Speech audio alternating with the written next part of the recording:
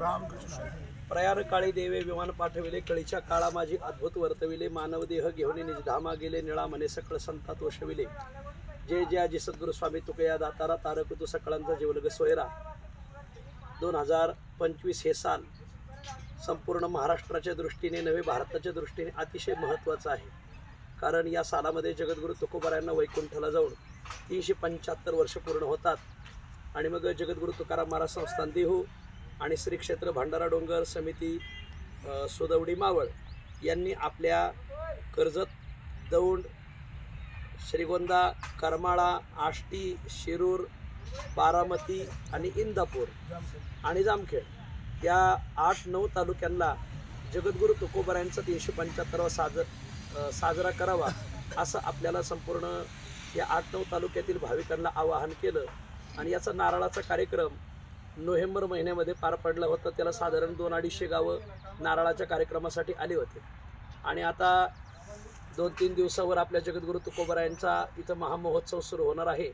23 मार्च 2025 रविवार ते 30 मार्च 2025 रविवार या दरम्यान गुढीपाडव्याच्या शुभपर्व काळावर याची सांगता आहे।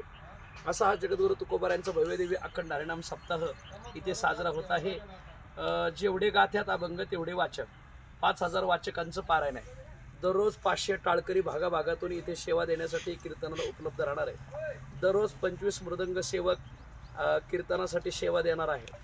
आणि पहिल्या दिवशी कीर्तनाला 25,000 लोक आणि गुढीपाडव्याच्या दिवशी मात्र 1,00,000 लोकांना पुरणपोळीचा नैवेद्य दुपारी 4 ते 6 काल्याच्या कीर्तनाने संपन्न होणार। आणि मग 6 ते रात्री 11 वाजेपर्यंत 1,00,000 लोकांना 5,00,000 पुरणपोळी बनवण्याचं एक नियोजन इथे संपन्न होत आहे। हे सर्व भाविकांच्या मार्फत या 8 तालुक्याच्या मार्फत संपन्न होत आहे। या उत्सवामध्ये दररोज 2 संतांचे संस्थानं आपल्या या सिद्धटेक गणपती या पावन ठिकाणी या सप्ताहाला भेट देण्यासाठी येणार आहे। श्री संत ज्ञानेश्वर महाराज संस्थानला आमंत्रित करण्यात आलेलं आहे। श्री संत सोपानदेव संस्थान, श्री संत निवृत्तीनाथ महाराज संस्थान, आदिशक्ती मुक्ताई संस्थान, श्री संत सावतामाळी संस्थान, श्री संत नामदेव महाराज संस्थान, श्री संत एकनाथ महाराज संस्थान, श्री संत निळोबाराय संस्थान, श्री संत महिपती महाराज संस्थान, विठ्ठल रुक्मिणी संस्थान पंढरपूर अशा सर्व संस्थानांना या उत्सवासाठी आमंत्रित करण्यात आलेले आहे। ते सर्व आपल्याला सदिच्छा भेट देण्यासाठी येणार आहेत। विशेष म्हणजे या उत्सवाला सकाळून 50 गावांच्या भाकरी आहेत। सकाळून 1.5 लाख भाकरी इथे बनवून भाविक घेऊन येणार आहेत। संध्याकाळी 50 गावं भाकरीसाठी योजलेली आहेत, त्यांच्याही 1.5 लाख भाकरी येणार आहे। या उत्सवाचं वैशिष्ट्य म्हणजे सायंकाळी 4 ते 6 काकडा भजन आहे सकाळी, आणि 4 ते 6 काकडा भजन, 6 ते 7 तुकोबाराची स्तुती, 7 ते 11-12 वाजेपर्यंत संगीत गाथा पारायण, 12 ते 3 भोजन आणि विश्रांती, 3 ते 5 जगद्गुरु तुकाराम महाराजांचं चरित्र आपल्याला श्रवण करण्यासाठी भेटणार आहे, 5 ते 6 हरिपाठ आहे आणि 6 ते 8 महाराष्ट्रातील अभ्यासकांची कीर्तन आहे। पहिल्या दिवशी 23 तारखेला सकाळी आमच्या दौंड तालुक्यातील आदर्श कीर्तनकार आदरणीय देवराम बाबा गायकवाड यांचं पहिल्या दिवशी प्राणप्रतिष्ठापनेचं पूजेचं कीर्तन संपन्न होणार आहे। आणि मग पहिल्या दिवशीपासून संध्याकाळी आदरणीय हरिभक्तीपरायण कुट अभंग मनोमज्ञ हरिभक्तीपरायण महादेव महाराज राऊत, मग आदरणीय केशव महाराज उखळीकर, आदरणीय बाळासाहेब महाराज देवकर फडाचे मालक, तदनंतर हरिभक्तीपरायण जयवंत महाराज बोधले, आदरणीय बंडातात्या कराडकर, आदरणीय चैतन्य महाराज देगलूरकर अशी कीर्तनं संपन्न होणार आहेत। गुढीपाडव्याच्या दिवशी सकाळचं कीर्तन कर्जत तालुक्यातील आदरणीय प्रकाशजी महाराज जंजेरे यांना आहे आणि 4 ते 6 काल्याच्या कीर्तनाने याची सांगता होणार आहे। वैशिष्ट्यपूर्ण महोत्सव असा आहे की 375 वर्षात जगद्गुरु तुकोबारायांच्या पादुका प्रथमच या 8 तालुक्यामध्ये सिद्धटेक पावन गणपती सिद्धिविनायकाच्या दरबारात येत आहे। उद्या 22 मार्च दुपारी 3 ते 5 या दरम्यान जगद्गुरु तुकोबारायांच्या पादुका भंडारा डोंगरावरून निघतील। तिथे हेलिपॅड बनवलेले आहेत आणि तेथून जगद्गुरु तुकोबारायांचं आगमन इथे होईल। आणि मग जगद्गुरु तुकाराम महाराज संस्थान, तुकाराम महाराजांचे वंशज, भंडारा डोंगर विश्वस्त मंडळ ही सगळी मंडळी 8 दिवस आपल्या या पुण्य पावन सिद्धटेक पावन गणपती इथे थांबणार आहेत। आणि मग 8 दिवस तुकोबारायांच्या पादुकांसमोर पहारे ठेवलेले आहेत। जवळजवळ 600 गावांचा भजनी पहारा आहे। एका पहाऱ्याला 5 गावं, एका पहाऱ्याला 5 गावाचे दिवसाचे रात्रीचे मिळून 12 पहारे आहेत। दररोज साधारण 80 ते 90 गावांचे पहारे बसवलेले आहेत। आणि असा हा उत्सव संपन्न होणार आहे। जगद्गुरु तुकोबाराय कृषी प्रदर्शन प्रथमच या भागात संपन्न होत आहे. या भागामध्ये कृषी प्रदर्शन अनेक वेळा झाली, परंतु तुकाराम महाराजांच्या नावाने प्रथम होत आहे. कारण जगद्गुरु तुकोबाराय हे कृषी प्रधान संत असलेले संत आहे. बरे देवा कुणबी केलो नाहीतरी दंबे असतो मेलो असे तुकोबाराय स्वतःला शेतकरी म्हणून सांगतात.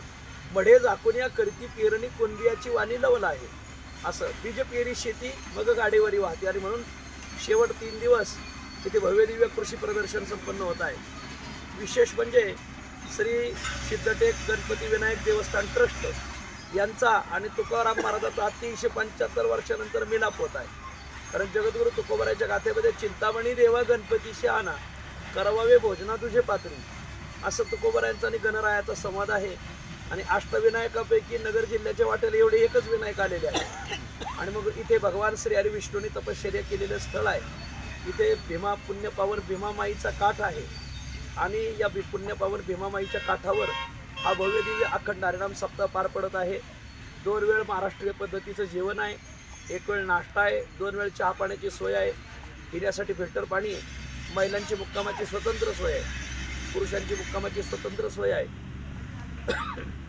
संपूर्ण महाराष्ट्राला विनंती आहे की 23 मार्च ते 30 मार्च या दरम्यान जगद्गुरु तुकोबारायांच्या उत्सवाला आपण भेट द्यायला यावं. उद्या 22 मार्चला जगद्गुरु तुकोबारायांच्या पादुकांचं आगमन दुपारी 3 वाजता इथं होणार आहे. या निमित्ताने भव्य दिव्य शोभायात्रा आयोजिलेली आहे. 375 वारकरी पताका घेऊन पुढे चालतील. त्याच्या पाठीमागे 375 महिला कलश घेऊन चालतील. त्याच्या पाठीमागे 375 महिला तुळशी घेऊन चालतील.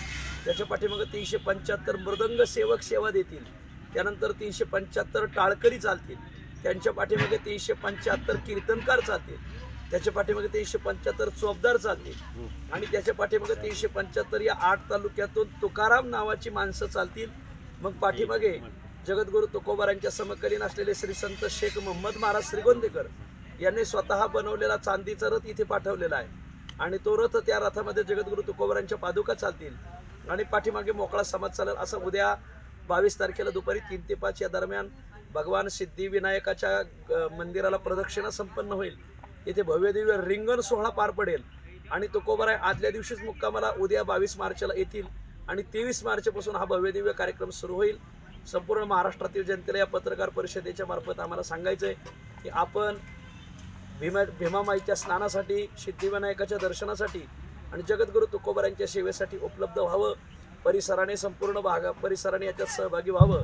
हा कोणताही राजकीय कार्यक्रम नाही. संपूर्ण पक्षाची माणसं या कार्यक्रमासाठी सहकार्य देणार आहेत. सर्व कीर्तनकार, सर्व प्रवचनकार, सर्व राजकीय, सामाजिक, शैक्षणिक स्तरावरील मंडळी इथे सेवा देण्यासाठी येणार आहेत. आपल्या पत्रकार संघाच्या मार्फत आपल्याला सर्वांना विनंती की आपण ह्या बातम्या संपूर्ण महाराष्ट्रापर्यंत पोहोचाव्यात आणि संपूर्ण महाराष्ट्राने या उत्सवासाठी सहभागी व्हावं आणि सहकार्य करावं अशी सर्वांना विनंती. मी ज्ञानेश्वर विठ्ठल कदम, आळंदी देवाची. रामकृष्ण आहे.